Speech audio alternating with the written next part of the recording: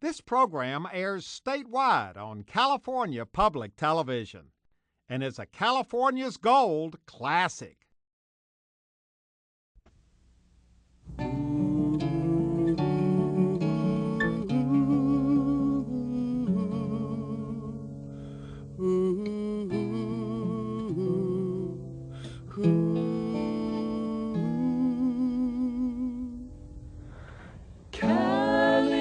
California, here I come, right back where I started from, where bowers of flowers bloom in the sun. Each morning at dawning, birdies sing and everything. A sun-kissed mist says, don't be late. That's why I can hardly wait. Open up that golden gate, California, here I come.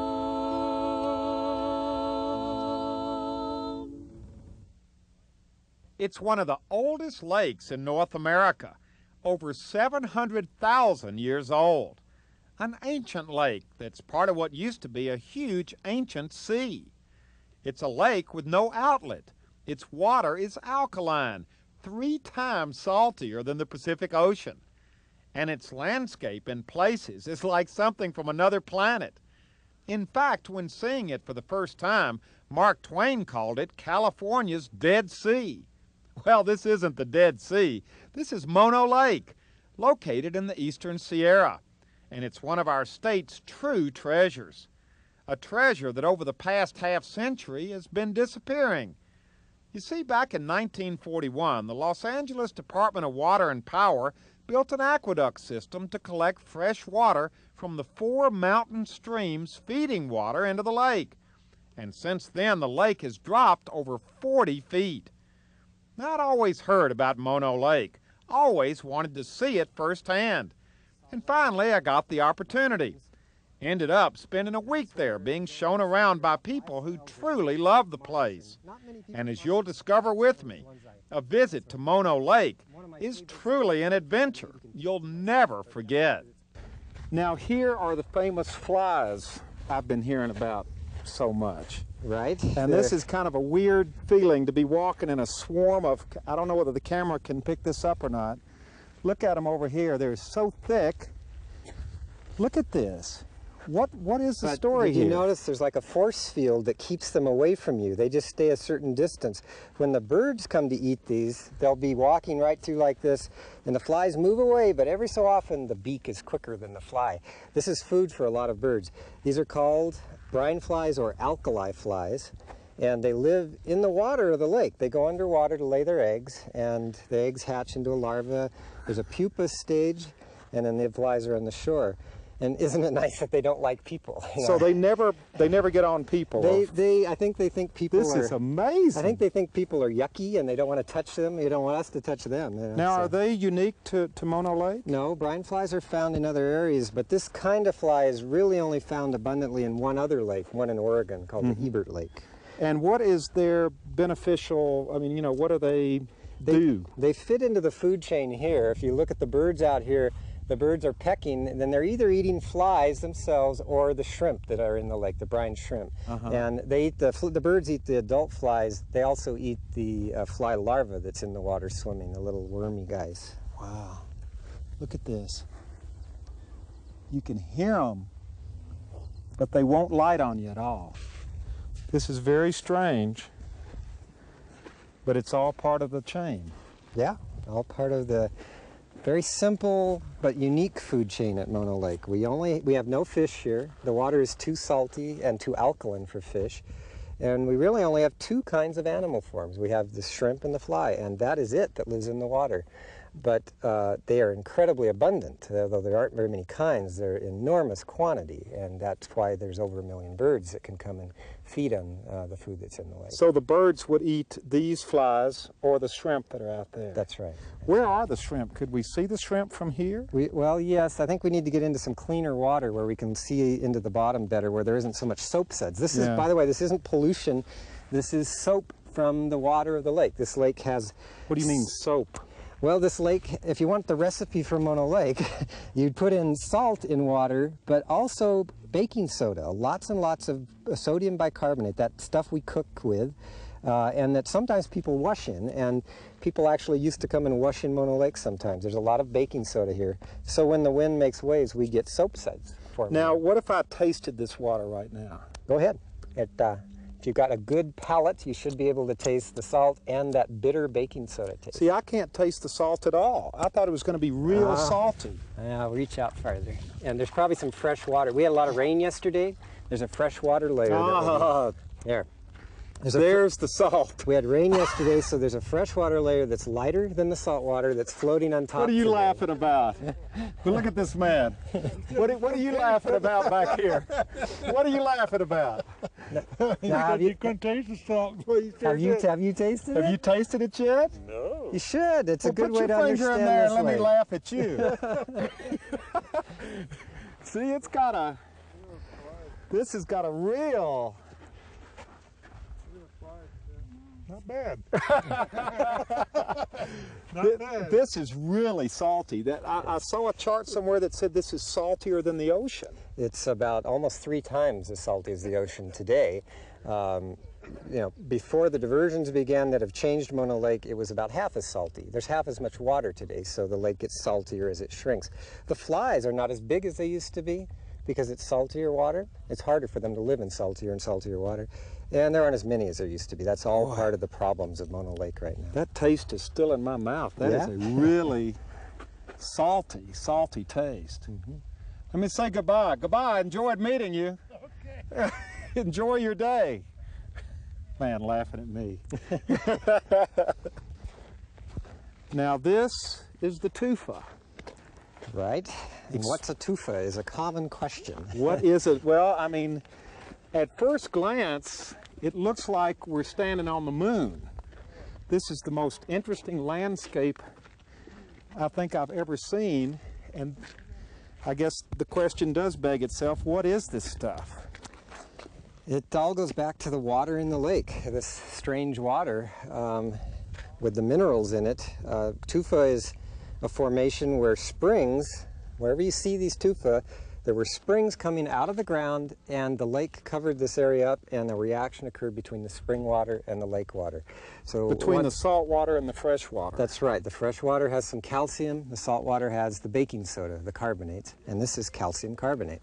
And it builds up around the springs and grows upwards because the fresh water is trying to get up on top of the salt water to float on top of it. It's lighter, and so it heads that way. So all of this used to be completely covered by water. There's 2 things you know wherever you see a tufa, that had to have been Mono Lake, had to have been there, and then that other source of water, the fresh water, also had to have been coming up in that same area. Well, this is certainly spectacular, and you can see it not only here on land, but there's some of it sticking up out of the water as well. We've done some diving out there, and some of those are probably in 30 feet of water, so that the tower itself is maybe 50, 60 feet tall from the bottom. How do these things age? Do they age well? How long have they been out here like this? Well, these have been exposed since 1941, gradually more and more exposed. So they've only been out of the lake for, somewhere between 10 and 50 years or whatever. They are subject to erosion from the weather, the rain and the ice and the snow. But our biggest concern we found after 10 years of monitoring the tufa towers is that people climbing and stepping on them is our biggest problem. And so we ask people to be very careful and, of course, not take pieces away. Well, we certainly have enough interest in everybody climbing around here and traveling all around. And see all of this that looks fallen right here? That's not people. A few years ago, in the early 1980s, the lake rose. We had these very wet years, and it actually toppled some towers as it rose, and then of course it's dropped again. So this is not so much people that cause this. Some people get disturbed if they see the fallen ones. Is this the best place to come in the lake to see the tufa? This spot we call the South Tufa area is, yes, the best place. There are about 6 major areas similar to this of tufa around the lake where it's really concentrated, but most of the others are wet because of those springs that form the tufa, and for some reason this area is much drier and it makes it easier to explore. Yeah. But there are other spots to explore at the lake. And this, can we explore around the corner and certainly see what's the back best, there? what I think is the best area of tufa is on around the corner here. Okay. Wait a minute, I guess I better leave my tufa here. Yeah, we should don't leave want it. Why don't we go this way? take any- right here. Okay, we're going to wander through the tufa and go to your favorite spot? Yeah, you could say that. I've got a few other favorites that I don't take everybody to. But, Oh, look. Look at this. now I want you to imagine this underwater.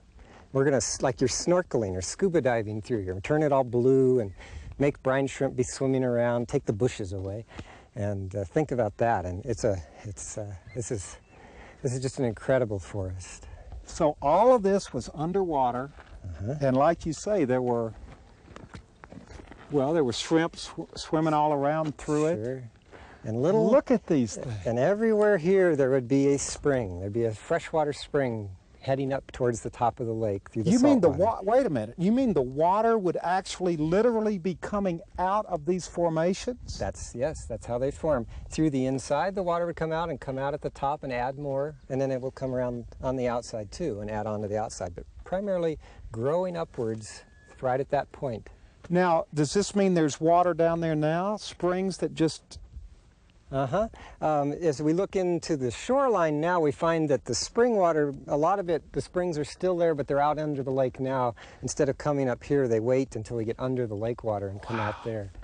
Look at this one. Now, how fragile is this? It's fragile enough that I wouldn't want anybody to try to climb it. It Yeah. would break it. But it's been sitting here for 10 years, and we've been monitoring these for that long, and they're doing okay in the weather. They They seem to look hold like up. stalactites. Yes. Or I guess you hear stalagmites. stalagmites Yeah. coming Yeah. up and stalactites. Chemically, they're the same, calcium carbonate, but the process is different in a cave when these drips form and form. Look at all mineral this. deposits. This just goes on and on and on as far as you can see. This has to be what everybody comments on the most. This Tufa area is, I think, one of the most photographed areas at the lake, and most of the photography you see, I think, comes from this area. But there are other spots to explore, and we like people to know that when you come, see the South Tufa area, and then take off on your own and find some of these other spots that are worth finding. And there's some incredible discoveries waiting out there. Our Mono Lake adventure continues with a boat ride, courtesy of Larry Ford, a naturalist with the U.S. Forest Service, who took me out to the middle of the lake to Paoa Island, which is volcanic and only about 200 years old. It looked like something out of Planet of the Apes to me, pretty rugged terrain. Now, we were there to visit what's left of a goat ranch, which operated on the island from 1917 to 1921.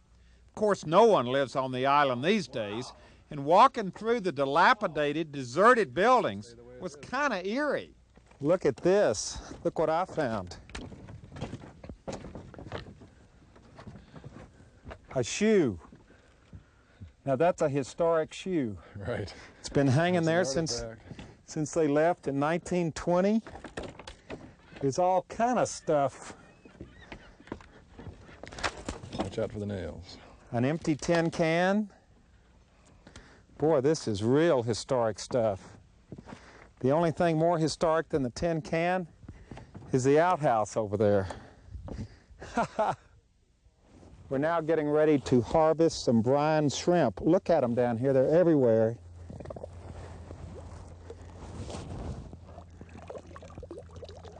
Boy, they are little. Now, once we left the island, Larry gave me an up-close and personal look at some of the estimated 4 trillion tiny little brine shrimp which call Mono Lake home. Look at this. There you go. You got 3 of them right there, just swimming around. That's a mated pair. They're mating? They're mating. In my hand? In your hand. Gosh. Just my luck to pick up a pair of mating brine shrimp. Heading back to shore, Larry carefully navigated the boat through some submerged tufa, which gave me a chance to actually touch one. What does that feel like? Is it slimy? Is it... Well, one way to find out, isn't there? Well, I'm just curious as to what it's gonna... It's got a lot of crystals in it. It's reflecting in the water. Oh, yeah. It's got a crystal feel to it. I didn't know they had that crystal stuff in there. Right, it's a... Look, it's reflecting in the light. And they're the ever-present brine shrimp all around it. Wow.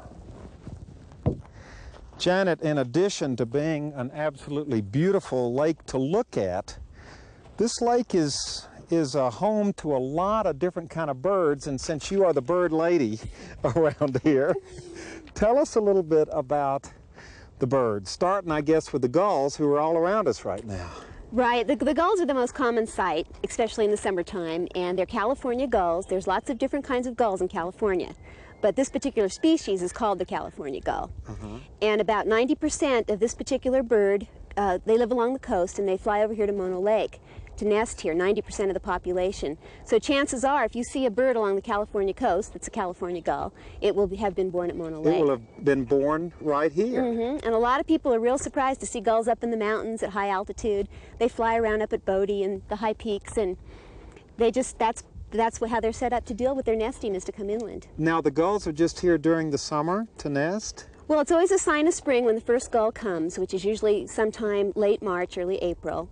And they gradually filter in, then they go over to the islands to nest. And they're protected over there, right? Well, that's a whole other story about the islands. As the lake has dropped, the islands have become more and more exposed and closer to the shore, which allows predators to get across. Like coyotes. Mostly coyotes. And right now, after the 6 years of drought, there isn't a whole lot of water protecting them. So we're really hoping for a good winter this coming year. That's what we really need, is a couple good winters. Bring the water level up. Now, how many gulls come here during the year? About 50,000 adult gulls. 50,000? And they come because of this incredible food supply. The lake is just like a bowl of soup for them in this time of year. There's shrimp. You can see if they're putting their beaks in kind of far, like that one there. Yeah, they look like they're happy gulls out there. They are. Well-fed, happy, fat gulls. Eating lots of shrimp and flies. Now, when we're not talking about gulls, though, we're talking about a lot of other birds here. Right, the gulls are the most visible, but actually the most numerous bird that comes to Mono Lake is the eared grebe, which is a little bird that looks kind of like a little black duck. You see it usually kind of far out on the lake. And the reason they're called eared grebes is in breeding plumage, they have little tufts of yellow feathers on the sides of their head. And they occur, there's close to 1 million of them here in the fall. The whole lake is just peppered with little black bodies. Really? And they just feed here for a month or two, then they go down to Baja California, to Mexico for the winter. Okay. And another migrant that we are just starting to see is the phalarope with a PH. And they are a migrant that nests up in Canada, in Washington State. They come down to Mono Lake, and they're just a small little bird. And they're here for about 6 weeks, and in that time, they double their body weight from 1 ounce to 2 ounces. They molt all their feathers, grow new feathers, and have enough energy to fly 2,000 miles nonstop to Bolivia and Peru for the winter. Really? So it's just, that gives you an idea of just how rich of a food source this is, for them to be able to do all that. So this lake really is a major stop, plays a major role in the lives of a lot of birds. It's like a great big gas station for birds that they come by and fill up and go on their way. Some of them only stay a few days, some of them stay for months, some of them stay all year. Now I'm standing here on the banks of a freshwater stream that is flowing down out of the Sierra into Mono Lake. I'm here with Steve Holland from the Forest Service, and Steve is having an outing today with a group of junior rangers. And why did you bring them to this creek? Well, For years, this creek was dry. When water, right now where we're standing, about 50 years ago, we used to be under 40 feet of water. And to get back to the shoreline, we'd have to swim about half a mile. After the diversions began, this creek was basically completely dry until a few years ago when they started to re-water it. And since then, as the water's flowing down the creeks, the plants and the wildflowers are starting to come back. Lots of the animals and birds that feed on the shoreline here are coming back to this region. So what you're saying is that this creek, in just the last couple of years, has literally come back to life. Yes, yeah, exactly. It's amazing how this place used to look just 10 years ago. And dry and barren and nothing. Was this totally dry 10 years ago? Yes, yeah. 10 years ago it was completely dry except for real heavy winters. They would let water down here. But 10 years ago it was a wash, basically. Now, there are 5 creeks like this, and these all come out of the Sierra. This is all snow melt and rain and all of this, fresh water. And Louis, can we just turn around and show it? Because look, it just flows right into Mono Lake. This is where the lake gets its water. Yeah, as the water from, this is just one part of Levine Creek. There's another branch of it just south of here. And the other creeks, as they flow into the lake, they keep the lake from dropping. And that protects the brine shrimp and the brine flies and the birds from the increasing salinity and protects the whole ecosystem. So these streams really are a very important part of the whole ecosystem. Well, if these streams weren't flowing right now, this lake would be totally dead, wouldn't it? If the streams weren't flowing, the lake would be dropping at about a rate of 2 feet a year. Now, this is something that's going to be fun. What are we doing now? Or what are they doing now? Because we're not doing it. Yeah, they're going to go swimming in Mono Lake. Yeah, they're going to head out there and feel the briny water around them and the shrimp swimming about them and have their feet float up to the surface. And does that sound pretty exciting to you? Yeah! Now, has anybody been swimming in Mono Lake before? No! So this is going to be the first. What do you think it's going to feel like? I don't know. Okay, so we're going to try it. What do you think it's going to feel like? Slimy? Oh, that sounds like a lot of fun. Okay, are we ready? Yeah! Everybody's ready? Okay. 1, 2, 3, go!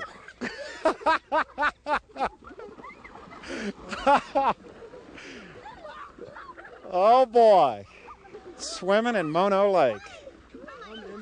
Now, is this something that you don't really see this very often, do you? No, a lot of people don't think you can swim in it. They look at the flies and the shrimp and they don't think it's like a yuck, I don't want to go swimming in it. It usually takes getting in the first time there to realize that there's no swimming experience quite like it. It is so quiet out here in the morning. Well, that's why I brought you out here. For one thing, if we came out a little later, we may have to contend with all of the wind coming up and the waves. And it can be pretty rough out here in a canoe. But it's one of the most beautiful times of day out here. Mono Lake's a place that you can't just show up and appreciate necessarily on a single visit. If you come out in the noonday sun and walk down to the shore from your car, you probably aren't going to get the feeling for the place that a lot of us have that live here all year round. Get to see the lake at sunrise or sunset or camp out on the shore on a full moon. We ended our visit to Mono Lake by getting up at sunrise, getting in a canoe, and paddling across its glassy waters. Our guide was John Cain, a staff member of the Mono Lake Committee, a nonprofit citizens group dedicated to saving this beautiful place. For years, I think most people have just driven right by Mono Lake because we'd all been programmed that it wasn't a place worth stopping. And I think that's a big part of what the Mono Lake Committee has done, is educated people about how beautiful Mono Lake is and the importance of Mono Lake. Yeah, because on one level, I mean, technically speaking, it's just a big salty lake, without much life around it. I think that's what you see if you drive down 395. And or even if you just look at the lake from the town of Lee Vining. But you come down and you start seeing the life. And for me, the life I see in the lake, working to restore the lake, I try to imagine what it was like historically. Great creeks, great streams feeding the lake with vast wetlands and millions of waterfowl coming. Certainly hundreds of thousands, and up to 1 million would come every year, ducks and geese. And I think of the level of the lake being 40 feet higher. And I think it's a beautiful place now on all levels. But when I think back to what it was like, I sort of feel like I missed out. It's a unique ecosystem. And if I could never see Mona Lake again, I would always be much more comfortable knowing that it could live on forever. It's been here for 1 million years. It's probably the oldest lake in North America. People need to come and give Mona Lake a chance. I can understand how some people may think that it's not what they expected to see when they come to a lake. Most people expect to see something like Lake Tahoe with trees all around it. But Mona Lake is unique, and you have to look into its waters. You have to see the reflection of sunsets. You have to feel what this place is all about. It's very special. Yeah.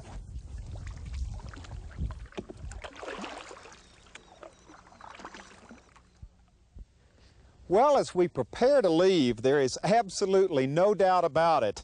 This has definitely been one of our most enjoyable and educational adventures. To be completely honest with you, before I got here, I knew very little about Mono Lake. But after spending a couple of days here, I am convinced it's one of our state's true treasures. In fact, if there was ever an example of California's gold, Mono Lake is it. And it is well worth preserving for future generations.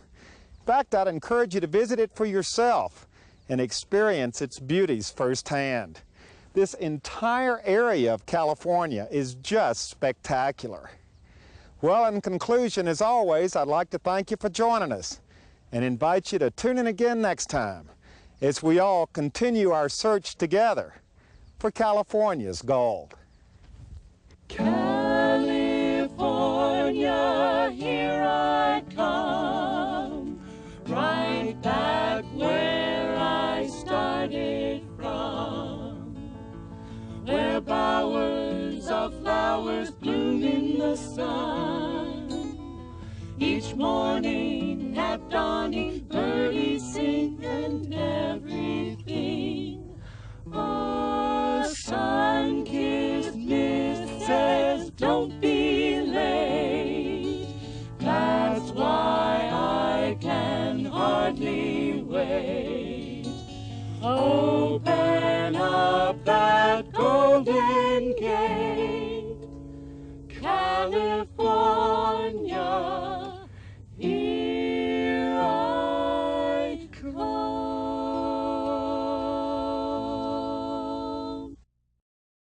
Well, it's a classic, all right, and if you'd like to see this California's Gold adventure again, share it with your family and friends, or perhaps donate a copy to your local school or library. It's available on DVD. It's also on another very special DVD containing 10 of your all-time California's Gold favorites. To order, all you have to do is call 1-800-266-5727, and we'll be glad to send it to you right away.